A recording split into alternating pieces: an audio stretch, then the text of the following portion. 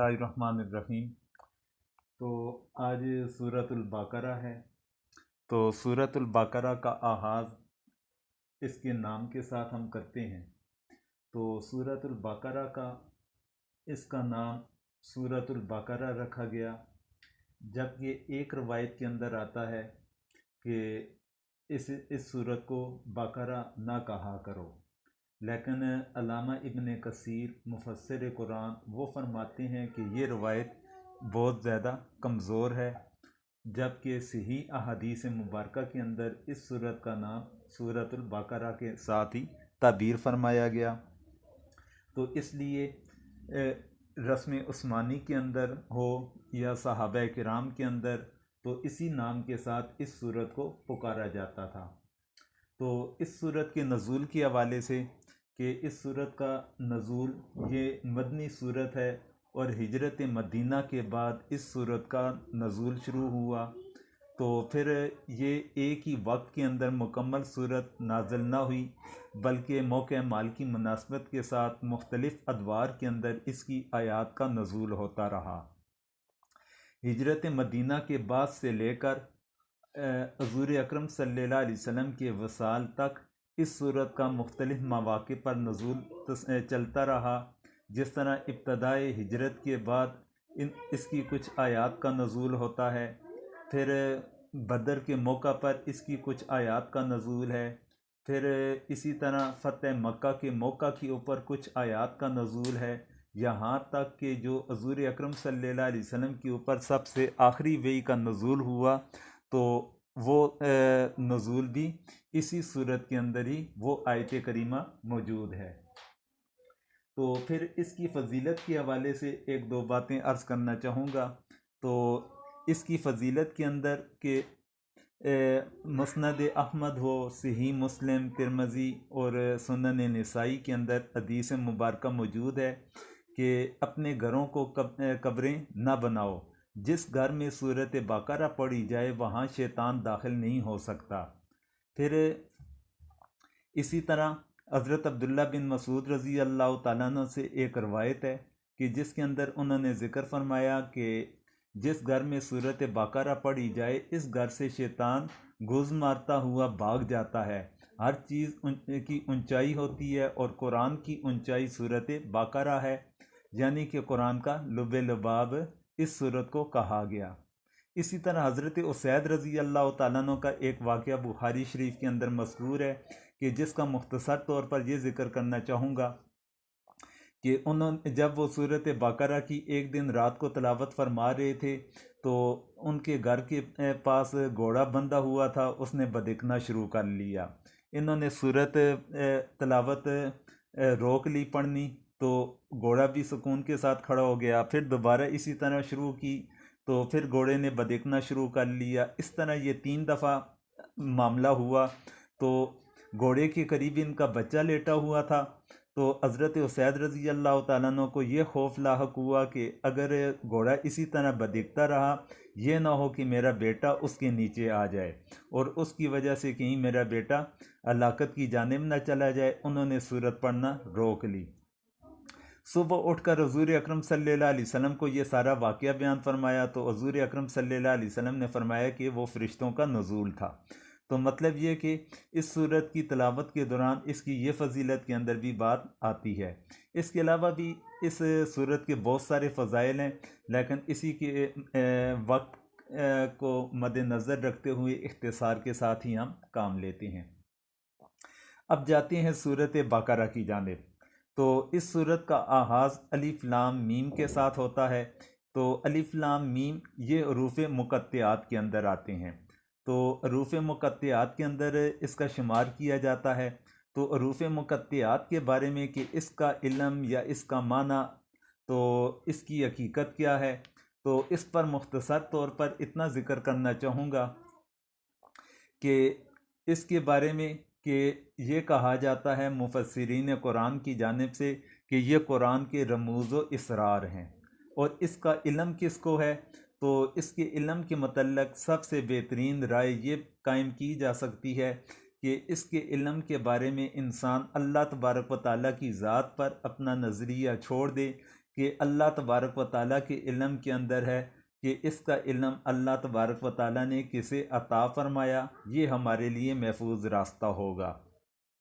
اور یہ متشابہات کے اندر چیزیں آتی ہیں تو اس کے اندر پڑھنے سے انسان کو گریز بھی کرنا چاہیے، کیونکہ جس وقت انسان متشابہات کے اندر پڑھنے کی کوشش کرتا ہے تو وہ انسان کے لیے ہدایت کا راستہ نہیں رہتا، بلکہ اس کے گمراہ ہونے کی جانب بھی جانے کا خطرہ انسان کے لیے برقرار رہتا ہے۔ تو اس لیے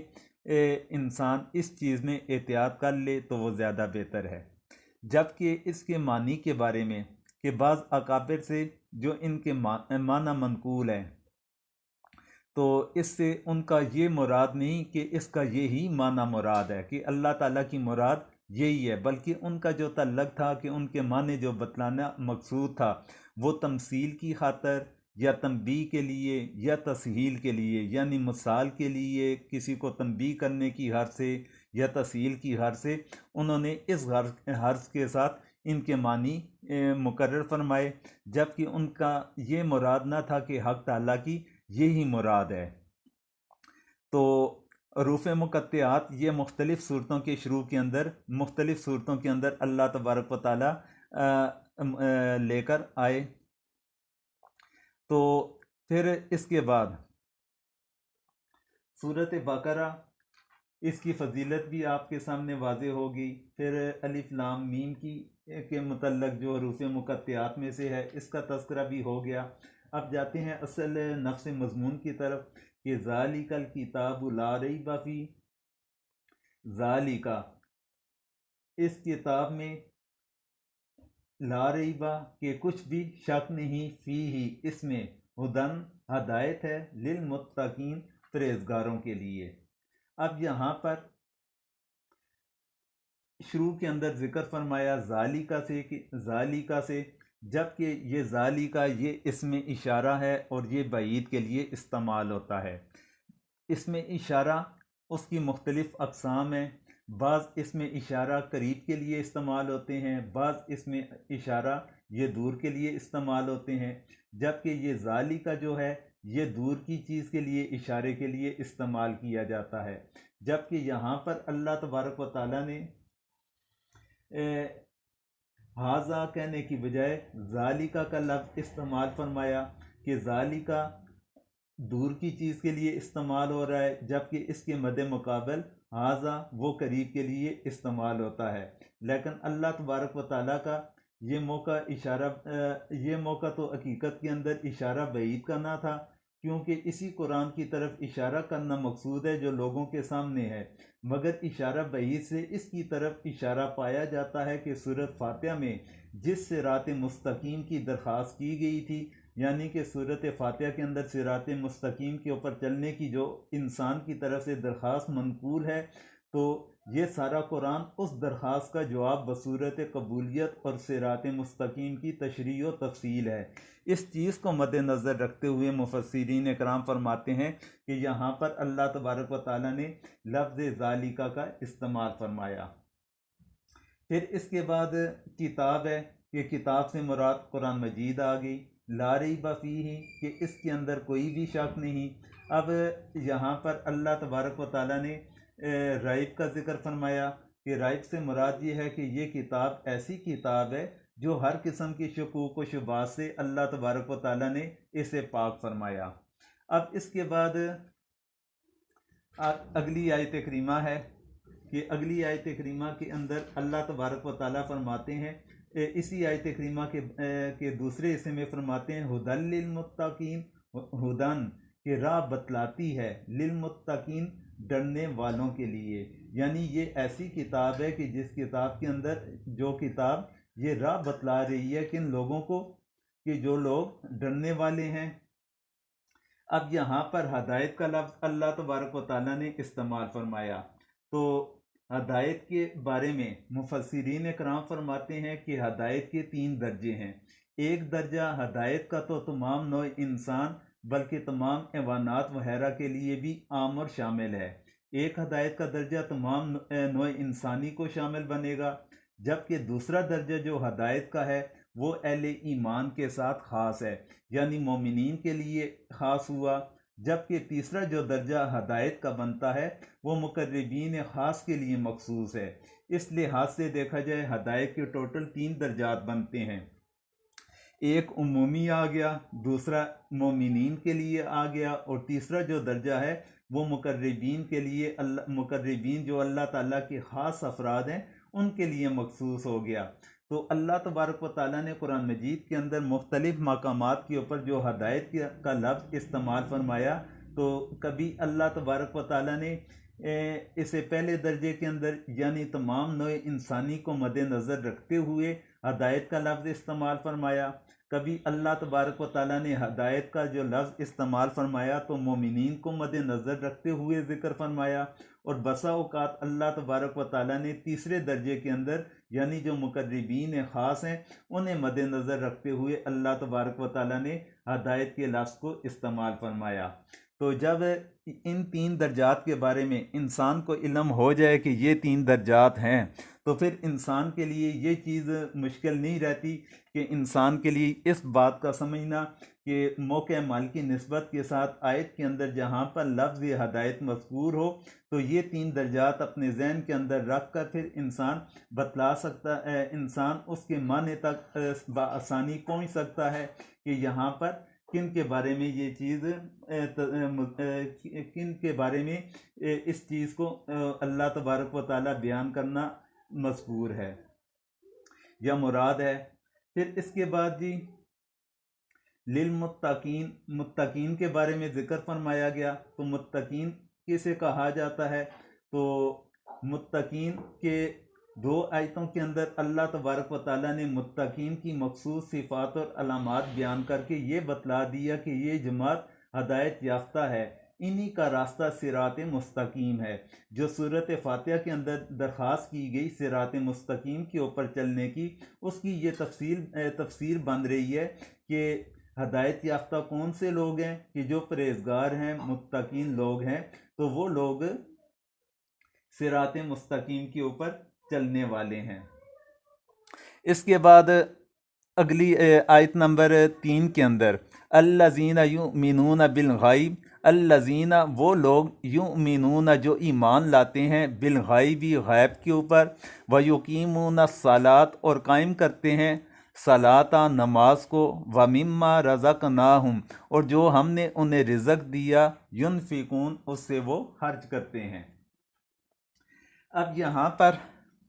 سب سے پہلی بات تو آ گئی کہ ایمان کی تعریف، ایمان کا مسئلہ ہے کہ یؤمنون بالغیبی، اس کے اندر ایمان کی تعریف کو قرآن نے یؤمنون بالغیب صرف 2 الفاظ کے اندر پورے کا پورا اللہ تبارک و تعالیٰ نے بیان فرما دیا۔ ایک تو لفظ ایمان کا ذکر فرمایا اور ساتھ میں غیب کے بارے میں ذکر فرما دیا۔ اب لغت میں اگر کسی کی بات کو کسی کے اعتماد پر یقینی طور سے مان لینے کا نام ایمان ہے۔ دیکھا جائے لغت کے اعتبار سے کہ کسی کے اعتماد کے اوپر، کسی پر اعتماد کرتے ہوئے یقینی طور پر مان لینا، یہ چیز ایمان ہے۔ اور اسی لیے محسوسات یا مشاہدات میں سے کسی کے قول کی تصدیق کرنے کو ایمان نہیں کہا جا سکتا۔ اگر کسی چیز کو انسان نے اپنی آنکھ سے مشاہدہ کسی چیز کا کر لیا کہ دن کے وقت انسان نے دیکھا کہ روشنی ہے، اگر کوئی دوسرا بندہ کہہ رہا ہے کہ اس وقت روشنی ہے، انسان نے اپنی آنکھ سے مشاہدہ کر لیا واقعی روشنی ہے، اب ہم یہ نہ کہیں گے اس نے فلاں بندے کے اوپر ایمان لایا کہ دن روشن ہوتا ہے، بلکہ یہ اس کی تصدیق کر رہا ہے کیونکہ یہ مشاہدے کے اندر چیز آ رہی ہے۔ اسی طرح اگر کسی چیز کو انسان محسوس کر سکتا ہے، جس طرح حواس خمسہ کے ذریعے سے کسی چیز کو دیکھ کر، کسی چیز کو چھو کر، تو کسی چیز کو چکھ کر یا سونگھ کر، تو اس چیز کی اگر انسان تصدیق کرتا ہے وہ ایمان لانا مراد نہ ہوگا، بلکہ کسی کے اعتماد کے اوپر کہ محسوسات کے ذریعے سے یا مشاہدے کے ذریعے سے انسان کسی چیز کو نہ دیکھ پائے یا محسوس نہ کر سکے، تو اس چیز کے اوپر جب ایمان رکھے گا، اس چیز کو تسلیم کرے گا، وہ چیز ایمان کے زمرے کے اندر آئے گی۔ پھر قرآن کے اندر لفظ غیب سے وہ تمام چیزیں مراد ہیں جن کی خبر رسول اللہ صلی اللہ علیہ وسلم نے دی ہے، اور ان کا علم ہدایت عقل اور حواس خمسہ کے ذریعے نہیں ہو سکتا۔ اس میں اللہ تعالیٰ کی ذات و صفات بھی آ جاتی ہیں، تقدیری امور بھی آئیں گے، جنت و دوزخ کے حالات بھی آئیں گے، قیامت اور اس میں پیش آنے والے واقعات بھی آتے ہیں، اسی طرح فرشتے بھی شامل ہیں، تمام آسمانی کتابیں ہیں، سابقہ انبیاء ہیں جن کی تفصیل اس صورت بقرہ کے اختتام کے اوپر آمن الرسول کی صورت کے اندر بیان ہو چکی ہیں۔ تو اس تعریف میں ماننے کا نام ایمان بتلایا گیا، اور اس سے یہ بھی معلوم ہو گیا کہ محض جاننے کا نام ایمان نہیں، یعنی کہ انسان صرف اگر کسی چیز کو جان لے تو جاننے کا نام ہم ایمان نہ کہیں گے، بلکہ تسلیم کرنا، اس پر ایمان رکھنا، اسے قبول کر لینا، اس چیز کا نام ایمان بنے گا۔ کیونکہ صرف اگر کسی چیز کو جاننے کا نام ایمان ہوتا تو حضور اکرم صلی اللہ علیہ وسلم کی رسالت کے بارے میں مشرکین مکہ والے بھی جانتے تھے، کئی ان کے اقوال موجود ہیں کہ جن کے ذریعے سے یہ بات سمجھی جا سکتی ہے کہ وہ حضور اکرم صلی اللہ علیہ وسلم کو جانتے تھے کہ یہ حقیقت کے اندر اللہ تعالیٰ کے نبی ہیں۔ یہودیوں کے بارے میں کئی اقوال موجود ہیں کہ وہ بھی جانتے تھے کہ حضور اللہ تعالیٰ کے آخری نبی ہیں، لیکن ان کے جاننے کا نام وہ ایمان نہ تھا، کیونکہ انہوں نے ایمان نہ لایا، اور ایمان یہ تسلیم کر لینے کا نام بنتا ہے۔ پھر اس کے اندر دوسرا مسئلہ جو اس آیت کریمہ کے اندر مذکور ہے، جو متقین کی صفات کے حوالے سے، تو وہ ہے وَيُقِيمُونَ الصَّلَاةَ، کہ نماز کو قائم کرنے والے۔ اب اقامت صلاۃ کیا چیز ہے؟ ایک تو ہے نماز کا ادا کرنا، کہ وہ کبھی کبھار انسان نماز ادا کرتا ہے تو وہ نماز کا ادا کرنا ہے، جبکہ اقامت صلاۃ سے اس کے بارے میں مفسرین کرام فرماتے ہیں کہ اقامت کے معنی محض نماز پڑھنے کے نہیں، بلکہ نماز کو ہر جہت اور ہر حیثیت سے درست کرنے کا نام اقامت ہے، جس میں نماز کے تمام فرائض، واجبات، مستحبات اور پھر ان پر دوام اور التزام، یہ سب کی سب چیزیں اقامت کے مفہوم کے اندر داخل ہو جاتی ہیں۔ پھر اس کے اندر جو تیسرا مسئلہ بیان کیا گیا، اللہ تبارک و تعالیٰ نے تیسری چیز جو ذکر فرمائی اہل ایمان کی صفات کے اندر، وَمِمَّا رَزَقْنَاهُمْ يُنْفِقُونَ، اور وہ لوگ کہ جو خرچ کرتے، جو اللہ تعالیٰ نے انہیں دیا اس میں سے خرچ کرتے ہیں، کہ دیے گئے رزق میں سے وہ مال و دولت سے وہ خرچ کرنے والے ہوتے ہیں۔ اب یہاں پر جو خرچ کرنے کا ینفقون کے بارے میں ذکر کیا گیا، تو اس چیز کے اندر کہ اس کے اندر تمام جو واجبہ صدقات ہیں، زکوٰۃ کی صورت کے اندر یا صدقہ فطر کی صورت کے اندر صدقات واجبہ بھی شامل ہیں، اور اس کے ساتھ ساتھ نفلی صدقات وہ بھی اس کے اندر شامل ہیں۔ اب اللہ تبارک و تعالیٰ نے اس آیت کریمہ کے اندر یہ دیکھا جائے جو اہل ایمان کی صفات کا ذکر فرمایا، تو ایک نماز کے بارے، ایک تو ایمان کے بارے میں ذکر فرمایا گیا، اور اس کے بعد جو اعمال کے لحاظ سے تھا، اعمال کے لحاظ سے دو چیزوں کا صرف تذکرہ فرمایا، ایک نماز کے بارے میں اور دوسرا خرچ کرنے کے حوالے سے۔ ان دو چیزوں کا تذکرہ فرمایا، تو باقی چیزوں کو اللہ تبارک و تعالیٰ نے عبادات کے اندر جو شامل تھی تو ان چیزوں کا ذکر نہ کیا۔ تو اس پر مفسرین کرام فرماتے ہیں کہ انسان کی عبادات کو دیکھا جائے تو بنیادی طور پر یا تو اس کے اندر انسان کا بدن استعمال ہوتا ہے یا انسان کا مال استعمال ہوتا ہے۔ مجموعی لحاظ سے عبادات کو دیکھا جائے، بدن استعمال ہوگا یا انسان کا مال استعمال ہوگا۔ تو اللہ تبارک و تعالیٰ نے پھر جس چیز کے اندر انسان کا بدن استعمال ہو رہا ہے، تو بدنی عبادات کے اندر جو سب سے زیادہ فضیلت والا عمل ہے تو وہ نماز ہے، تو اس لیے یہاں پر اللہ تبارک و تعالیٰ نے نماز کا ذکر فرما لیا۔ پھر اسی طرح مالی عبادات کے اندر اس کا اللہ تبارک و تعالیٰ نے مختصر انداز کے اندر ینفقون کا ذکر فرما کے اس میں اشارہ کر لیا کہ انسان اپنے مال و دولت کو اللہ تعالیٰ کے راستے کے اندر خرچ کرے۔ تو اس لیے یہاں پر اللہ تبارک و تعالیٰ نے دو بنیادی عبادات کا ساتھ میں تذکرہ فرما لیا۔ تو اب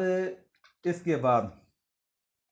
آگے فرمایا والذین یؤمنون، اور وہ لوگ یؤمنون جو ایمان لاتے ہیں، بما انزل جو نازل کیا گیا، الیک آپ کی طرف، وما انزل اور جو نازل کیا گیا، من قبلک آپ سے پہلے، وبالآخرتی اور آخرت کے اوپر وہ یوقنون یقین رکھنے والے ہیں۔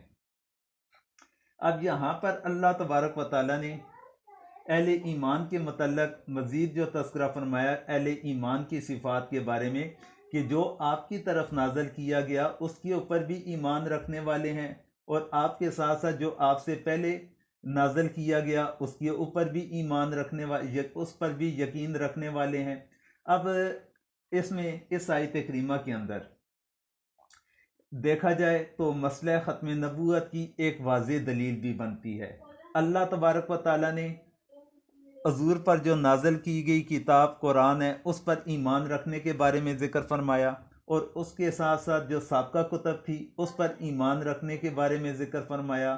تو اگر اللہ تبارک و تعالیٰ نے حضور کے بعد قیامت آنے تک کسی اور نبی کو مبعوث فرمانا ہوتا تو جس طرح سابقہ کے بارے میں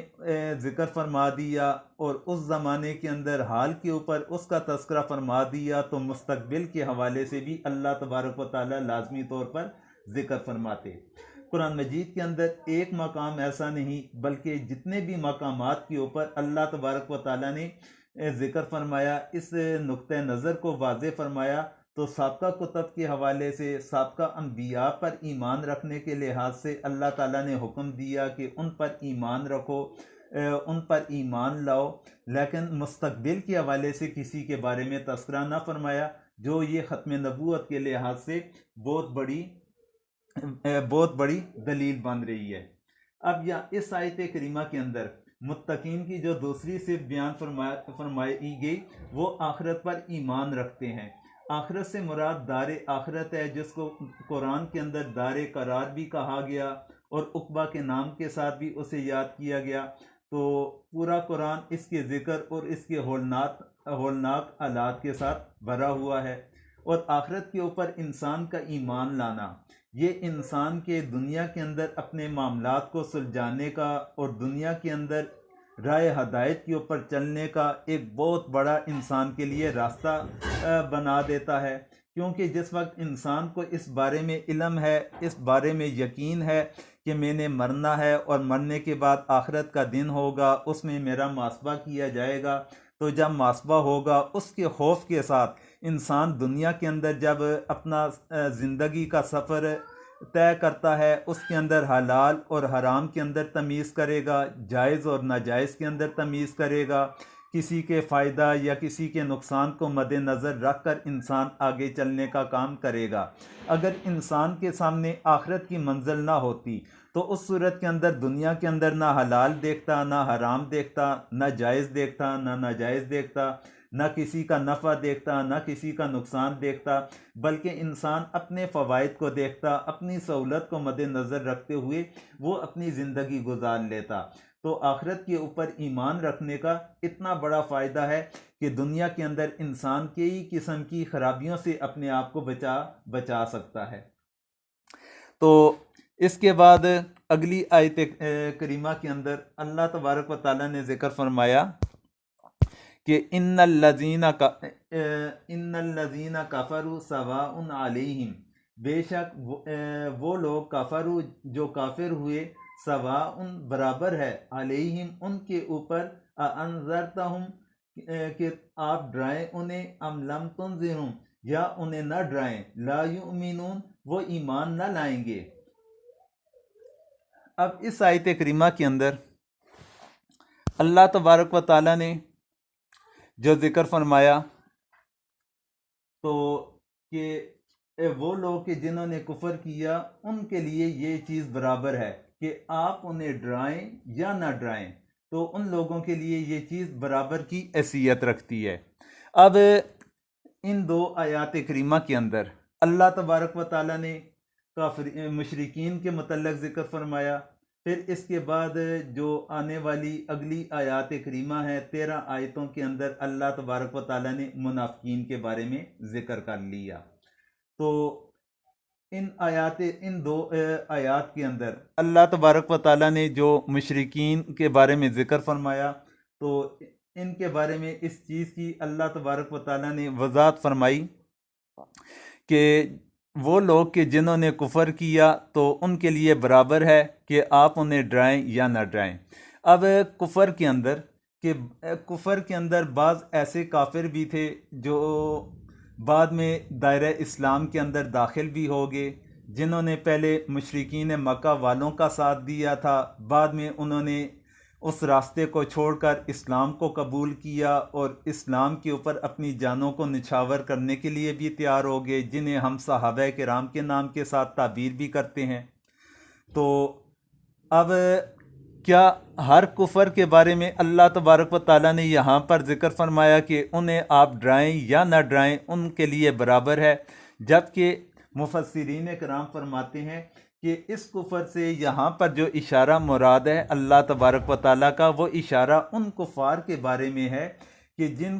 کفار سے اللہ تبارک و تعالیٰ نے اس صلاحیت کو کہ جو توفیق کی جو قبولیت کا راستہ ہے اس قبولیت کو سلب کرنے اس جو ان کے لیے ہدایت کے راستے کے اوپر چلنے کی توفیق تھی،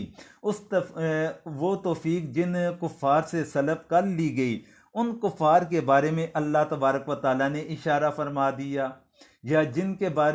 کفار کے بارے میں اللہ تبارک و تعالیٰ کے علم کے اندر تھا کہ ان کا خاتمہ بھی کفر کے اوپر ہی ہوگا، ان کفار کے بارے میں اللہ تبارک و تعالیٰ نے ذکر فرما دیا کہ وہ کفار کہ جن کا خاتمہ بھی کفر ہی کے اوپر ہونا ہے۔ اب ان کافروں کو آپ ڈرائیں یا نہ ڈرائیں، ان کے اوپر ان میں سے کسی چیز کا بھی کوئی اثر نہ پڑے گا۔ اب علیہم کا ذکر اللہ تبارک و تعالیٰ نے کفار کے ساتھ کیا کہ اب کہ ان کافروں کے اوپر اس چیز کا اثر انداز نہیں ہوتا، کوئی بھی ان کے اوپر فرق نہیں پڑتا کہ آپ کا ڈرانا یا نہ ڈرانا۔ اب اس چیز کے اندر بھی مفسرین کرام فرماتے ہیں کہ اس میں اللہ تبارک و تعالیٰ نے یہ بھی اشارہ فرما دیا کہ حضور اکرم صلی اللہ علیہ وسلم کا لوگوں کو ڈرانا یا نہ ڈرانا یہ کفار کے لیے برابر ہے، جبکہ ان کے لیے یہ برابری کی حیثیت نہیں، کیونکہ انبیاء کرام کو جو اللہ تبارک و تعالیٰ مبعوث فرماتے ہیں تو انبیاء کرام کو اس غرض کے ساتھ مبعوث کیا جاتا ہے کہ وہ دوسرے لوگوں کو تبلیغ کریں، ان لوگوں کو ڈرانے والا معاملہ کریں، انہیں واعظ و نصیحت کریں۔ اب جب یہ اپنا واعظ و نصیحت والا عمل جاری رکھیں گے، تبلیغ کا عمل جاری رکھیں گے، انہیں ڈرانے والا عمل جاری رکھیں گے، انہوں نے جو محنت کی، انہوں نے جو کوشش کی، انہیں اپنی محنت کرنے کا، اپنی کوشش کرنے کا اجر اللہ تبارک و تعالیٰ ضرور عطا فرمائیں گے۔ یہ جتنی محنت کریں گے، جتنی کوشش کریں گے، انہیں اللہ تبارک و تعالیٰ کی طرف سے اجر عطا فرمایا جائے گا۔ ان کے لیے تو اس چیز کے اندر ہے کہ یہ ڈرائیں گے تو ڈرانے والا کام جاری رکھیں گے تو ان کے لیے وہ باعث اجر ہوگا، اگر ڈرانے والا کام نہ ہوگا تو وہ باعث اجر نہ رہے گا۔ لیکن کفار کے لیے یہ چیز برابر ہے کہ جن کا خاتمہ بھی کفر ہی کے اوپر ہونا ہے، کہ انہیں ڈرایا جائے یا نہ ڈرایا جائے، ان کے لیے یہ چیز برابر ہے، جبکہ ڈرانے والوں کے لیے اس چیز کے اندر فرق آئے گا۔ ڈرائیں گے تو ان کے لیے باعث اجر ہے، نہ ڈرائیں گے تو ان کے لیے وہ پھر باعث اجر نہ رہے گا۔ اب یہاں پر جو لفظ ڈرانے کے لیے استعمال فرمایا گیا وہ انذار کا لفظ استعمال فرمایا گیا۔ تو انبیاء کرام حضور اکرم صلی اللہ علیہ وسلم کا ایک صفاتی نام نذیر بھی ہے کہ یہ لوگوں کو ڈرانے والا کام کریں گے۔ اب نذیر کے اندر جو لفظ مادہ پایا جاتا ہے ڈرانے کا، تو اس ڈرانے والا ایک ڈرانا تو یہ ہے، اور ایک ڈرانا جو دنیا کے اندر ڈکیت کسی دوسرے کو خوفزدہ کر لیتے ہیں، قاتل وہ دوسرے لوگوں کو خوفزدہ کر دیتے ہیں، وہ بھی دنیا کے اندر ڈرانے والا کام کرتے ہیں، جبکہ انبیاء کرام وہ بھی لوگوں کو ڈرانے والا کام کرتے ہیں۔ لیکن ان دونوں کے ڈرانے کے اندر بہت زیادہ فرق ہے۔ اب جو دنیا کے اندر قاتل لوگ، دہشت گرد لوگ، یا اسی طرح ڈکیت لوگ، ڈکیتی کرنے والے، وہ لوگوں کو ڈرائیں گے تو ان کے دل کے اندر رحمت والا پہلو نہ ہوگا، جبکہ یہاں پر جو لفظ انذار کا استعمال کیا گیا تو انذار ایسے ڈرانے کو کہا جاتا ہے کہ جس کے دل کے اندر رحمت کا پہلو ہو، یعنی کہ وہ اس انداز کے ساتھ لوگوں کو ڈرا رہا ہے کہ ان کے ساتھ رحمت والا معاملہ کر رہا ہے، انہیں گمراہ ہونے سے بچانے کے لیے ڈرایا جا رہا ہے کہ اگر تم نے یہ گمراہی کا راستہ نہ چھوڑا تو تمہارے لیے جہنم کا عذاب ہے۔ تو انذار اس معنی کے اندر آئے گا۔ پھر اس کے بعد اللہ تبارک و تعالیٰ نے ذکر فرمایا ختم اللہ علی قلوبہم وعلی سمعہم، ختم اللہ نے مور لگا دی علی قلوبہم ان کے دلوں پر، وعلی سمعہم اور ان کے کانوں پر، وعلی ابصارہم اور ان کی آنکھوں پر غشاوہ پردہ ہے، ولہم اور ان کے لیے عذاب ہے عظیم بڑا۔ اب یہاں پر اللہ تبارک و تعالیٰ نے دل اور کان کے بارے میں ذکر فرمایا کہ دل اور کان کے اوپر اللہ تبارک و تعالیٰ نے مور لگا دی۔ ختم یہ مور کے معنی کے استعمال میں ہوتا ہے۔ اب مور لگانے کا کیا مقصد ہے کہ مور جس چیز کے اوپر لگائی جاتی ہے تو پھر باہر سے اندر کوئی بھی چیز داخل نہیں ہو سکتی۔ تو ان کا تسلسل کے ساتھ کفر کرنا، کفر کے اوپر اتنا اپنے آپ کو ان کا اس کے اوپر چلائے رکھنا، پھر اس سے پیچھے نہ ہٹنا، تو یہ چیز ان کے لیے سبب بن گیا کہ ان کے دلوں کے اوپر انہوں نے تسلسل کے ساتھ کفر کرتے کرتے اور ہدایت کے راستے کی طرف بالکل انہوں نے توجہ نہ دی، اور انہوں نے اپنے آپ کو اس حد تک کفر کی گہرائیوں کے اندر گرا دیا کہ انہوں نے اپنے دلوں کے اوپر مور لگا دی۔ اور اللہ تبارک و تعالیٰ نے اپنی طرف یہ منسوب اس لیے فرما دیا کہ اللہ تبارک و تعالیٰ نے ان کے دلوں کے اوپر مور لگا دی کہ ہر چیز کا خالق اللہ تبارک و تعالیٰ ہے، ہر عمل کا خالق اللہ تبارک و تعالیٰ ہے۔ جس طرح حضور اکرم صلی اللہ علیہ وسلم نے غزوہ بدر کے موقع پر جب کنکریوں کو پھینکا تھا، اب پھینکنے والے تو حضور اکرم صلی اللہ علیہ وسلم تھے، لیکن اللہ تبارک و تعالیٰ نے قرآن مجید کے اندر اسے اپنی طرف منسوب فرمایا کہ یہ آپ نے نہ پھینکی بلکہ میں نے پھینکی تھی۔ تو اسی طرح اللہ تبارک و تعالیٰ نے جو مور کی نسبت اپنی طرف فرمائی، تو حقیقت کے اندر یہ تو کفار کا ان کے اپنے اعمال کا سبب تھا۔ انہوں نے اپنے کفر کی وجہ سے اس کے اوپر اتنی ہٹ درمی کا اظہار کر لیا، اس کے اوپر اتنی استقامت اختیار کر لی کہ وہ ہدایت کے راستے کی جانب نہیں آ رہے، گویا کہ انہوں نے اپنے دل کو اس چیز کے اوپر بند کر لیا کہ اب باہر سے ہدایت کی بات ان کا دل قبول کرنے کے لیے تیار نہیں، اور ان کے کان ہدایت کی بات کو سننے کے لیے تیار نہیں، ان کی آنکھوں کے آگے پردہ ہے۔ اب یہاں پر ایک اور چیز کی وضاحت کرتا چلوں کہ دل اور کان کے بارے میں اللہ تبارک و تعالیٰ نے ذکر فرمایا کہ اس کے اوپر مور لگا دی، اور آنکھ کے بارے میں مور کا ذکر نہ فرمایا بلکہ آنکھ کے بارے میں ذکر فرمایا کہ آنکھ کے اوپر پردہ آ گیا۔ اب وہاں پر مور کا دو چیزوں کے بارے میں ذکر ہے اور یہاں پر پردے کا ذکر ہے، اس کے اندر کیوں فرق رکھا گیا؟ تو اس پر مفسرین کرام فرماتے ہیں کہ دل کے اندر چیز کسی ایک جانب سے نہیں آتی، بلکہ دل کے اندر آنے والی بات وہ ہر طرف سے داخل ہو سکتی ہے۔ پھر اسی طرح کان کے اندر سنائی دینے والی بات وہ کان کے ایک جانب سے نہیں پڑتی، بلکہ کسی بھی جانب سے آواز ہوگی کان کے اندر پڑ جائے گی، تو اس لیے وہاں پر مور کا تذکرہ کیا گیا۔ جبکہ آنکھ کے اندر یہ چیز ہے کہ آنکھ ہر طرف کی چیز کو نہیں دیکھ پاتی، بلکہ وہ ایک سمت جو اس کے سامنے والی جہت ہوگی، اس کی طرف جو چیز ہوگی تو اسے دیکھنے کے اوپر آنکھ قادر ہوتی ہے۔ تو اس لیے آگے پردہ آ گیا آنکھ کے سامنے والی جو جہت ہے وہاں سے کوئی چیز وہ دیکھ نہیں پاتے۔ اور دل اور کان کے بارے میں اللہ تبارک و تعالیٰ نے مور کے بارے میں مور کا ذکر فرما دیا کہ کان اور دل کے اوپر اللہ تعالیٰ کی طرف سے مور لگائی گئی، اور ایسے لوگوں کے بارے میں آخر میں ذکر فرمایا وَلَهُمْ عَذَابٌ عَظِيمٌ، اور ان کے لیے بڑا عذاب ہے۔ یہ ہمارا سورۃ البقرہ کا پہلا رکوع تھا جو الحمدللہ اختتام پذیر ہوا۔